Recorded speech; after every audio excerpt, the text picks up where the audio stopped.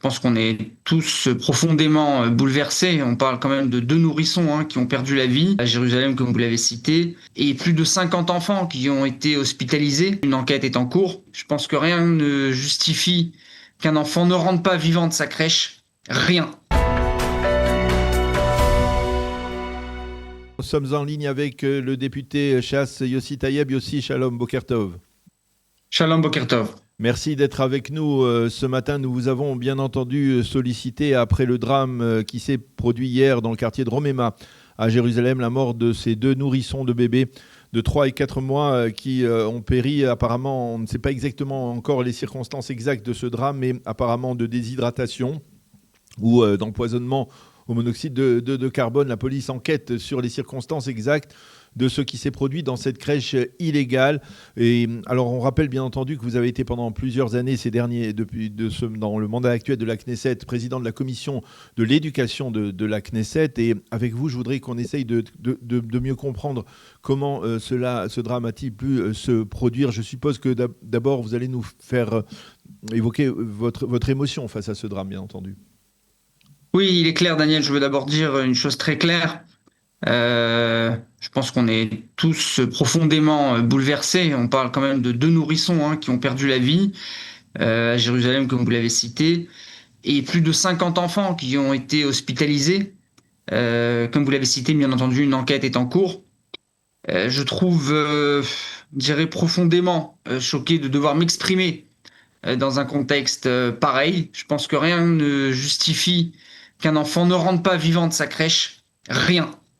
Et je pense que, comme vous l'avez dit, en tant que président sortant de la commission de l'éducation, mon rôle n'est pas de commenter une enquête judiciaire, mais d'assumer une responsabilité et d'empêcher que ce type de drame ne se reproduise par la suite. Alors, je voudrais qu'on fasse le point avec vous, justement, sur les circonstances, pas sur les circonstances, mais sur la situation de ces crèches. C'est une crèche illégale. Il y avait 50 enfants dans cette crèche, dans un appartement, dans le quartier de Romema, dans des conditions, on va dire, d'hygiène et de salubrité précaires. Selon certaines données, il y aurait 1 millier de crèches en Israël qui sont totalement illégales. Il y aurait plus de 200 000 nourrissons qui participent, qui sont dans ces crèches-là illégales, sans assurance, sans garantie. Est-ce que je suppose que c'est un phénomène que l'on trouve dans le monde orthodoxe, mais ça dépasse aussi le monde orthodoxe. Comment on explique une telle situation ? Alors, je vais vous dire... Malheureusement, je n'ai pas attendu que ce drame soit là. J'ai déposé une proposition de loi, une loi qui est le fruit d'un travail de fond et un travail très engagé depuis maintenant plus d'1 an, mené avec la coordination directe avec la conseillère juridique de la commission d'éducation. Si vous voulez, c'est une proposition de loi qui est déjà passé en préliminaire ici à la Knesset. Et on a déjà eu 3 séances autour de cette proposition au sein de la commission pour la préparer en vue de la première lecture. C'est-à-dire que, si vous voulez, on est en plein milieu d'un processus législatif sérieux, structuré, avancé, pour pouvoir faire avancer cette chose-là. Alors, qu'est-ce qu'elle prévoit, cette loi ? Alors voilà, j'y arrive. Il faut comprendre que ce drame qui s'est passé, comme vous parlez, vous disiez que plus de 250 000 nourrissons sont aujourd'hui dans des structures qui ne sont pas adéquats, qui ne sont pas surveillées par le ministère de l'Éducation. Il faut comprendre que aujourd'hui, la situation est que l'autorité nationale n'existe pas. C'est-à-dire qu'aujourd'hui, si vous voulez, les responsables des crèches, c'est-à-dire de l'âge de la naissance jusqu'à 3 ans, sont dispersés sur 3 grands ministères, le ministère de l'Éducation, le ministère du Travail et le ministère des Affaires sociales. Et dans ma proposition de loi, je demande à créer une autorité nationale de la petite enfance dont elle sera dotée de larges prérogatives et elle sera responsable, bien entendu, des budgets de la petite enfance, mais aussi du contrôle, de la surveillance des crèches publiques et privées, de la sécurité des enfants. Donc, bien entendu, on parle de normes obligatoires, de ventilation, climatisation effective, etc. Et bien entendu, de la construction et de l'agrément des structures et la formation et certification et suivi du personnel de la petite enfance. Il faut comprendre qu'on parle d'une seule autorité, une seule chaîne de décision, une seule responsabilité. Aujourd'hui, ce qui se passe malheureusement, c'est que toute crèche avec moins de 7 enfants n'est pas obligée d'avoir un piquoir ou un piquoir minimal par le ministère du Travail. Alors que toute crèche au-delà de 7 enfants, comme cette crèche, malheureusement, qui est à Jérusalem, comme vous l'avez dit, est une crèche qui était hors la loi, avait plus de 50 enfants au sein d'une maison. On ne sait pas exactement ce que c'était, une maison, un immeuble, plusieurs appartements. Mais on parle d'une structure qui est hors la loi. Et elle n'est pas connue par le ministère de l'Éducation. Lorsque la grande réforme qui avait été faite en 2021, qui demandait à ce que toutes les crèches passent au ministère de l'Éducation par une vision pédagogique et le suivi et la certification du personnel. Malheureusement, qu'une partie de ces choses-là sont arrivées au ministère de l'Éducation. On en a parlé pendant des dizaines de commissions au sein de la commission de l'Éducation. On parle plus de 250 000 enfants qui sont dans des structures qui ne pourraient être ou ni certifiés, ni avec un suivi en face d'un ministère quelconque, que ce soit le ministère du Travail, le ministère de l'Éducation. C'est une chose qu'il faut arrêter au plus vite. Alors je vous arrête parce qu'il y a un élément important qu'il faut mentionner, c'est le prix de ces crèches. Les crèches légales, pour tout le monde, tout père de jeunes enfants le sait, et tout parent de jeunes enfants le savent, eh bien, c'est très cher. C'est aux alentours de 2000 à 3000 shekels pour une crèche légale, et tout le monde ne peut pas se le permettre, en particulier, on va dire, dans le monde orthodoxe. Comment on fait pour rabaisser les prix, rabaisser les tarifs et les mettre à un niveau qui peut être atteint par on va dire, l'ensemble des jeunes couples? Je veux dire, Daniel, vous me faites venir sur un point, je pense, qui est aussi important, et je ne pense pas qu'il est la cause de ce qui s'est passé. Il faut comprendre qu'aujourd'hui, des décisions administratives et juridiques ont pour effet d'exclure, bien entendu, des centaines de familles des crèches publiques et des aides sociales. Ces familles, comme vous l'avez dit, n'ont alors pas souvent plusieurs possibilités, mais qu'une seule option. C'est se tourner vers le privé, parfois, bien entendu, comme on l'a vu, sans encadrement suffisant. C'est pas un choix idéologique. Un parent n'envoie pas son enfant dans une structure comme ça parce qu'elle a envie de le faire. C'est un choix contraint.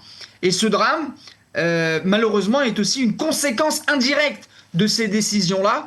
Il faut comprendre que lorsque la conseillère juridique du gouvernement demande à arrêter ces subventions à des milliers d'enfants dont les parents sont obligés et contraints de les envoyer dans des crèches qui ne sont pas en normes, il ne faut pas oublier aussi qu'il est sûrement... on est dans un moment où les parents ne savent pas, lorsqu'ils mettent leurs enfants dans une crèche, oui. Est-ce que cette crèche est reconnue par le ministère de l'Éducation ou n'est pas reconnue. On a aujourd'hui un très grave problème, que ce soit en face bien entendu dans le monde orthodoxe, mais aussi dans la périphérie. On a des centaines de ganim et de crèches qui ne sont pas reconnus et agréés par le ministère de l'Éducation et sont là sur le terrain. C'est la raison pour laquelle on a besoin aussi de la déclaration des parents, après une commission sur laquelle des parents de nourrissons étaient venus et avaient justement critiqué le fait que le ministère de l'Éducation ne connaissait pas les chiffres et ne connaissait pas ces institutions qui travaillaient d'une manière pirate. Le ministère de l'Éducation a mis au sein de son site une possibilité que toute personne ou parent puisse déclarer un établissement qui n'est pas en règle, pour que le ministère de l'Éducation puisse venir et faire ce qu'il a à faire avec la loi pour pouvoir fermer ce qu'il faut pour pouvoir... Mais il faut Alors, pas oublier attends. énormément de crèches, Daniel. Des fois, ce ne sont pas que des problèmes sécuritaires, c'est aussi le problème que le corps enseignant n'a pas été formé pour travailler au sein de ces crèches. On parle aujourd'hui de plus de 50% du corps enseignant, même dans des institutions qui sont reconnues par le ministère de l'Éducation, n'ont pas passé de formation, oui. De formation pour pouvoir travailler au sein de ces crèches. Alors, ce que vous nous dites, c'est un peu ce qu'a dit hier en réagissant, on va dire presque instinctivement, votre leader Arié Dery, le leader du parti Chasse Arié Dery, qui a pointé un doigt accusateur en direction de la conseillère juridique du gouvernement, mais ça se rapporte, on va dire, plus spécifiquement dans le monde orthodoxe et les allocations qui sont destinées à l'ensemble du monde orthodoxe. Je voudrais avoir votre réaction justement sur certains éditoriaux qui sont parus dans la presse israélienne de ce matin, qui disent que finalement, ce drame aujourd'hui dans le monde orthodoxe fait suite à ce qui s'est passé il y a 2 semaines avec le jeune Yosef Ezental qui a été fauché par un autobus, qui fait suite au drame de Méron et qui donne le sentiment que le monde orthodoxe, eh bien, est une sorte d'État dans l'État qui ne respecte pas les règles de l'État, qui a développé une forme d'autonomie dans l'État d'Israël. Qu'est-ce que vous dites de cela ? Je vais vous dire, Daniel, je suis profondément choqué par certaines réactions que j'ai entendues, moi aussi, et vues aujourd'hui, hier, y compris dans les médias, les réseaux sociaux. Je pense que à peine cette tragédie, une tragédie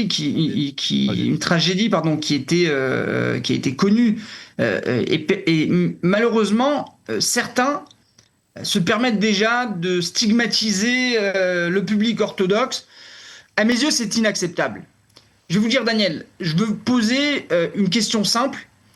Qu'est-ce qui serait passé si ce drame avait concerné une crèche d'enfants clandestins ? Est-ce qu'on aurait été le même ? Est-ce que l'émoi aurait été le même ? Je pense que la vie d'un enfant orthodoxe vaut exactement la vie et la même chose que celle de n'importe quel enfant. Et malheureusement, essayer de stigmatiser un public, peu importe qu'il soit orthodoxe, arabe, clandestin, séfarade ou ashkénaze, religieux ou non religieux. Je pense que lorsqu'on a des tragédies comme celle-ci, on doit tout d'abord attendre les résultats de ce qui s'est passé et comprendre aussi qu'en parallèle à ça, on a un problème national et qui est là. Et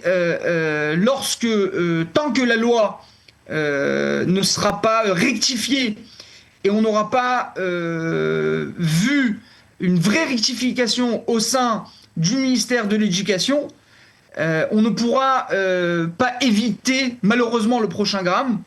Et ça, l'enquête nous le dira, bien entendu, qu'est-ce qui s'est passé. Oui. Mais je peux dire, encore une fois, que lorsqu'on aura un système clair, contrôlé, responsable, eh ben, en fin de compte, on aura une autorité nationale de la petite enfance.